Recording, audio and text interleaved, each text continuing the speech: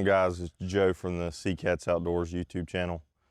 Today we're going to be fishing a pressured dock in order to catch brim for cut bait for catfish. I'm going to take you guys along the way with me and to show you how I do it, and hopefully it'll continue your success when you get out here in these pressured spots of your hometown and you're looking to catch brim for cut bait. First order of business, I'm going to go over my rod setup. A standard open face reel. That's the brand, if you guys can see that. I'm not really too sure. This is a lightning rod. It's a ultralight rod, and the line is going to be a 2-pound fluorocarbon line, down to a couple of sinkers. These sinkers just crush on there with a itty bitty hook. Now look how small that hook is, guys. That's going to be the key for catching brim on a pressured area that you're fishing, because when you throw that small hook, the smaller size brim could be biting. You just wouldn't never know it because they keep stealing your bait off of the bigger hooks.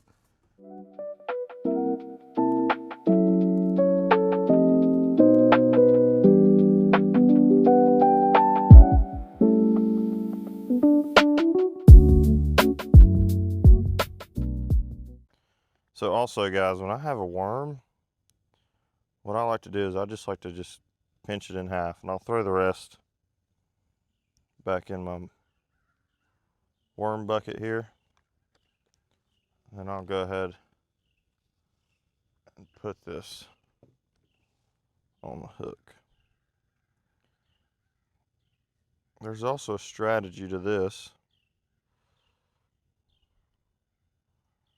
So what I do is I'll just go ahead and hook it, run it all the way around like you normally would any other fishing setup for when you have a worm.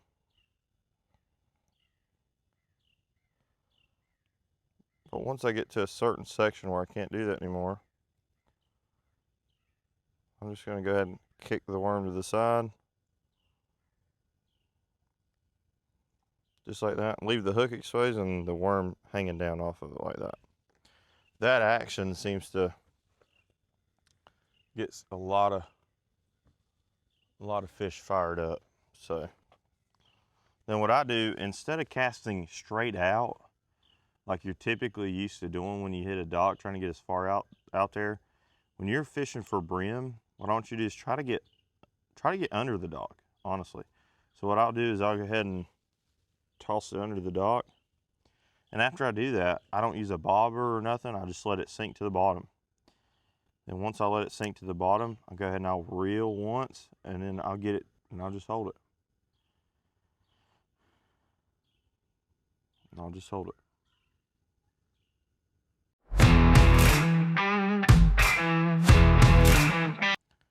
I'm already getting a bite, guys.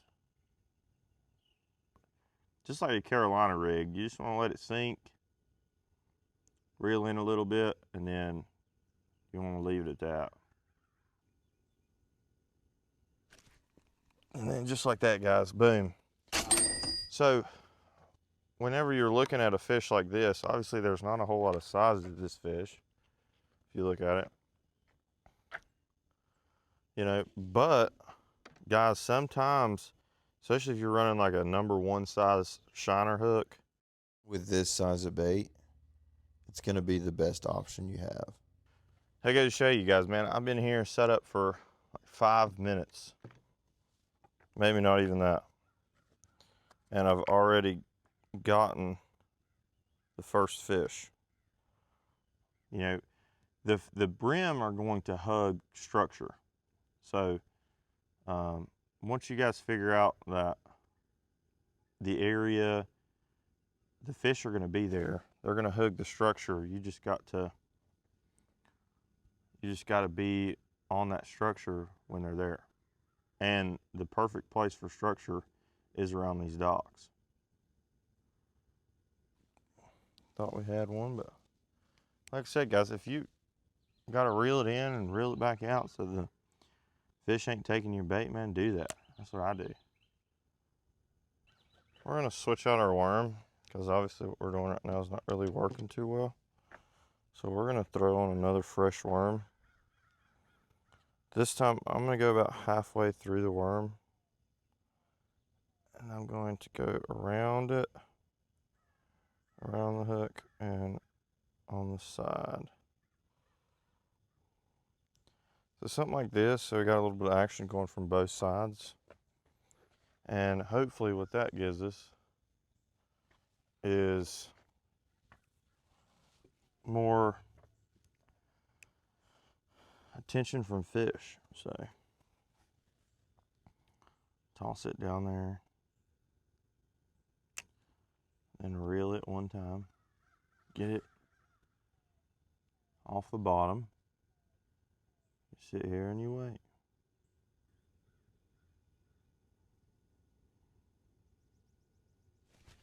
Oh yeah, guys, we got one.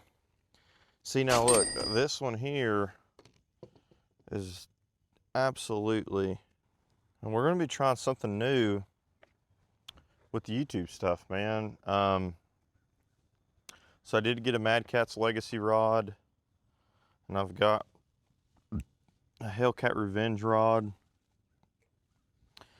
and we're gonna be putting them head to head in a durability test.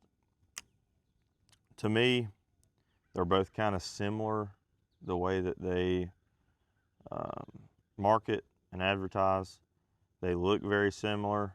So I really want to highlight the similarities and differences of that, and then ultimately do like functional durability into rigorous stress tests. And then, I mean, see which one breaks, honestly. Because if you're going to pay $150 for a rod, as the end user, you should know the rod that you're buying is the choice that you wanted to make. You know, you don't want to have to look at it as buy once, cry once. You don't want to have to go back and then buy it again. You know what I'm saying? So, guys, I'm at like 27 subscribers. That's freaking awesome. Okay. Like I said, I don't know if you guys have actually been watching the whole video, but I am doing a giveaway at 100 subscribers. It'll be super easy to get entered. You'll be able to get entered, and then a random checker is going to pick the winner, and I will mail you a free rod. So it's going to be pretty dope. Okay, we got us another one. All right. Seeing something like this, again, it's perfect size for a number one size shiner hook. Let me show you guys an example of what I'm talking about. I think I've got some of my smaller hooks in here. Yeah, right here. So these are the hooks a lot of people use for these fish. Look at how small that fish's mouth is. Like, look at that. That fish would need to absolutely swallow that hook to get it in there. And typically that's not the case.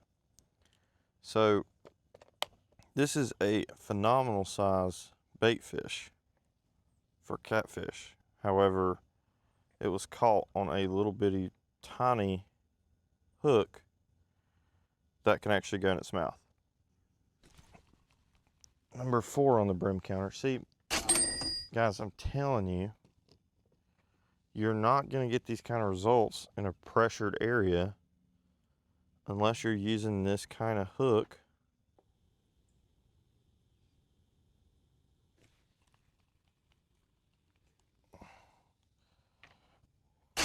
Fish number 5 on the fish counter here.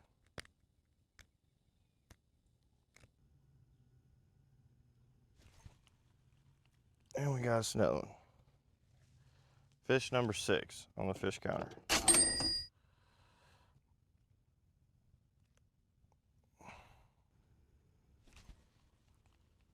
Boom.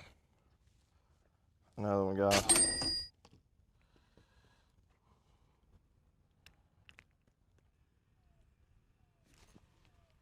Another one, guys. It's number 8. Number 8, guys. In order to get this bait. They ain't having this bait just because. So sometimes that's what I'm saying, guys, is you gotta change it up. If the little bitty pieces of the bait ain't working, man, throw a big piece on there. If you cover the whole hook with the worm, just barely hook the worm on there and let it have a lot of action to it. That's bait fish number 9.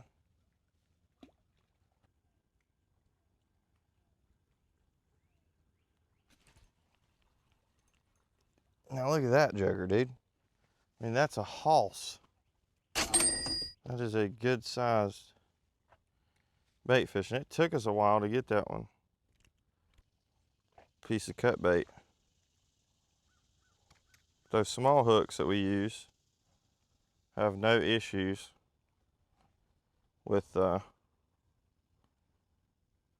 hooking. So that's number 10.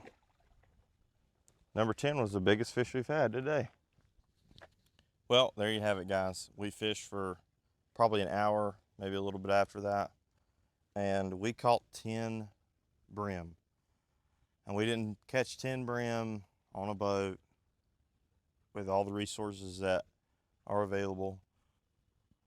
We caught 10 brim on a pressured, overfished pier. You can use this method pretty much anywhere you go. Just make sure you have the right size hook, the right size poundage weight on your line. Use an ultralight rod, some kind of light action rod, and you're having a little bit of patience and you're changing up the way that your bait appears on the hook. Man, if this helped you out at all, go ahead and leave me a like, subscribe, comment, whatever you need to do. And man, we'll see you guys in the next one. Thank you.